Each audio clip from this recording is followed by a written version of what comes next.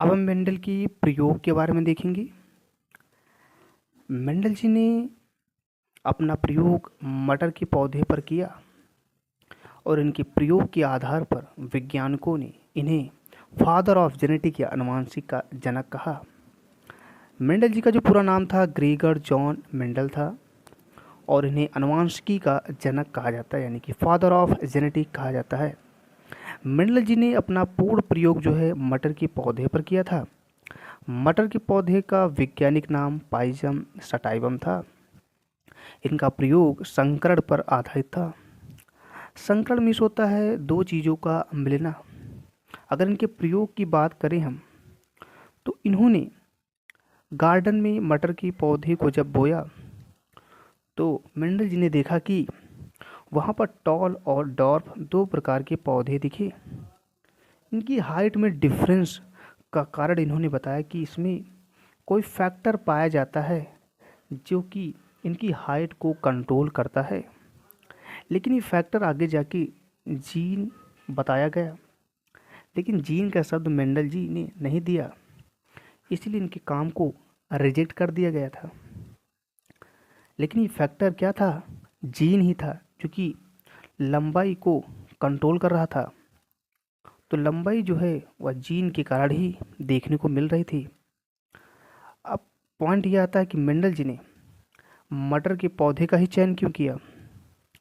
क्योंकि मटर के जो पौधा होता है उसका जीवन काल कम समय का होता है, लगभग 3 से 4 महीने का होता है, जिसमें हम कम समय में इसकी कई पीढ़ियों का अध्ययन कर सकते हैं।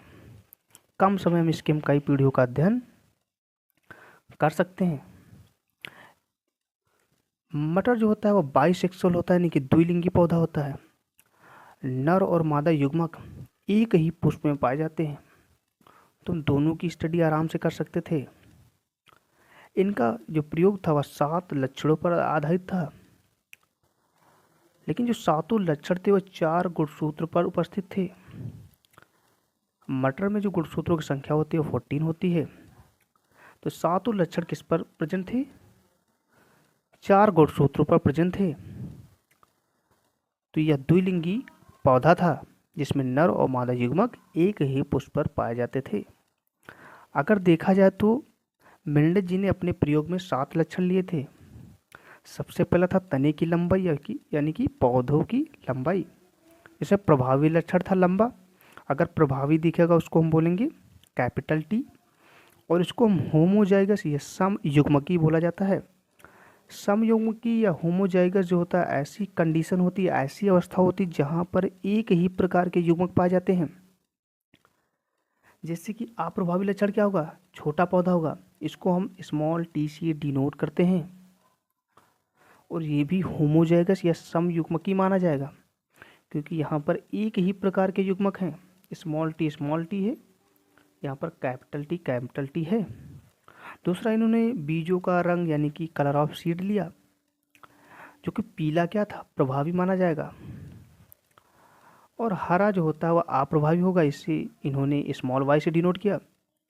बीजों का आकार यानी कि जो शेप ऑफ सीड था वो गोल था, गोल होते हैं बीज, इसको इन्होंने राउंड यानी कि आर से डिनोट किया, कैपिटल आर से। दूसरा होता है झुर्रीदार मीन्स होता है सिकुड़ा हुआ यानी कि हल्का सा मुड़ा हुआ, इसको इन्होंने स्मॉल आर से डिनोट किया।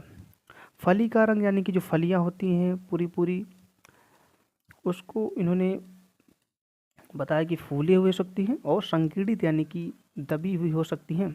फली का रंग इन्होंने हरा पीला बताया। फूलों का रंग इन्होंने लिया जो कि बैंगनी हो सकता है और सफ़ेद हो सकता है। प्रभावी हमेशा बैंगनी होगा और सफ़ेद जो होगा अप्रभावी होगा। लास्ट है फूलों की स्थिति यानी कि अच्छी होगी और अग्रस्त होगी। अगर पुष्प जो है किनारे साइड में लगे हैं, फूल जो है किनारे साइड में लगे हैं, तो उसको हम अच्छी स्थिति बोलेंगे। अगर फूल जो हैं पौधे की ऊपरी भाग पर लगे उसको हम अग्रस्त या टर्मिनल भाग कहते हैं। तो 7 लक्षण मेंडल जी ने अपने प्रयोग में लिया था, जो कि यहाँ पर दिखाए गए हैं। तो इस प्रकार मेंडल ने इन्हीं 7 लक्षणों को लेकर अपना प्रयोग किया।